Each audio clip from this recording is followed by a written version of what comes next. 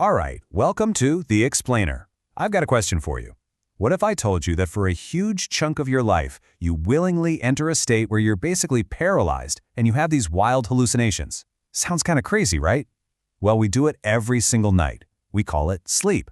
But what is really going on in our brains when we check out for the night? Let's dive into the incredible hidden world of sleep. So let this number just sink in for a second. 1/3. That's how much of our lives we spend sleeping. I mean, think about it. If you live to be 90 years old, you will have spent 30 full years completely unconscious. 30 years. That is a staggering amount of time to be, well, offline. And that's got to make you wonder, Is all that time just a massive waste? A biological glitch where we could be getting stuff done? Or is it something way more important? Something active, something critical? Maybe even our most underrated superpower? Well, that's exactly what we're here to figure out.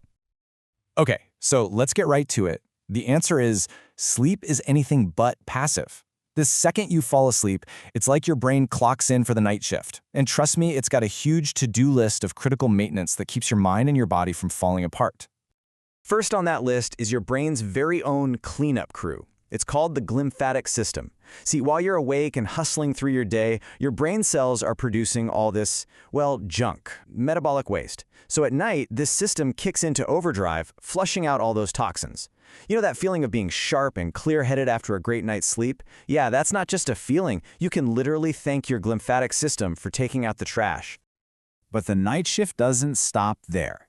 Your brain is also acting like a master librarian. It's a process called memory consolidation. And what it does is, it takes all these fragile short-term memories from your day, everything you saw, heard, and learned, and carefully files them away as solid, long-term knowledge. This is exactly why pulling an all-nighter to cram for a test is such a bad idea. You might read the words, but without sleep, your brain never gets the chance to actually store the information. And it's not just about your brain either. While your mind is busy cleaning and filing, your body calls in its own repair team. During the deepest parts of your sleep, your body releases a flood of growth hormone. This stuff is amazing. It repairs your muscles, heals tissues, and it seriously beefs up your immune system. It's literally rebuilding you, making you stronger and more resilient for the next day.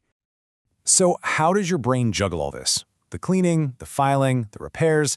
Well, it's not random. It's actually a super organized journey.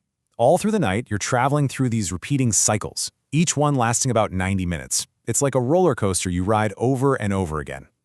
And each one of these 90-minute journeys has 4 key stops. You start in stage 1, that super light sleep where you're just kind of drifting off. Then you sink into stage 2, where your heart rate and body temperature start to drop.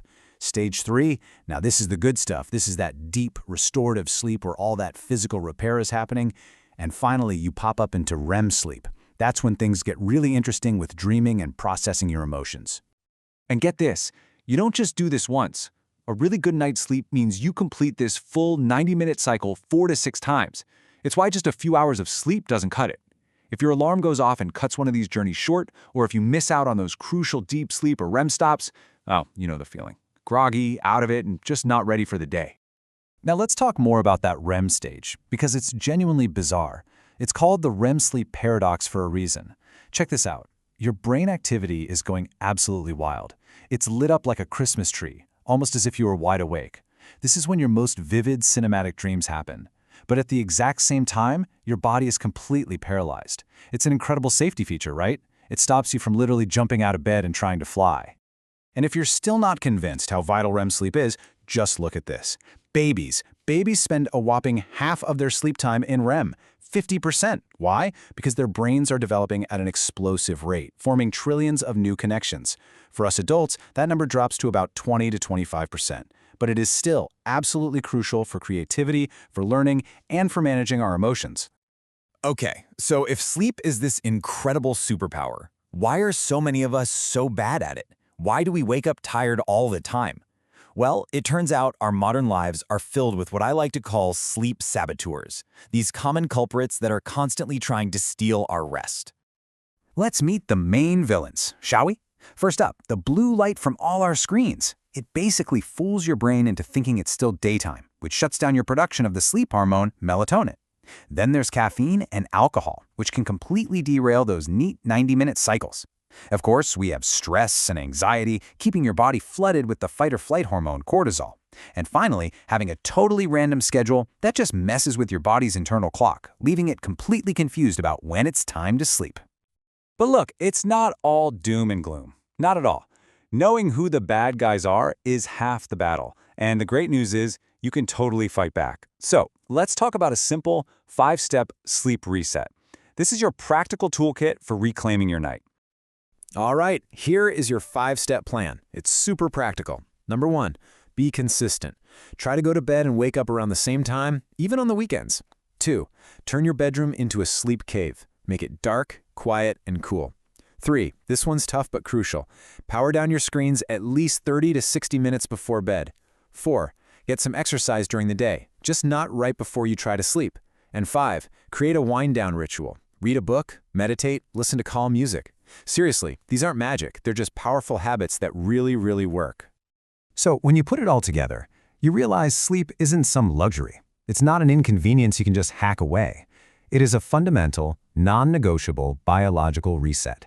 It is the foundation for your physical health, your mental clarity, and your emotional well-being, every single day.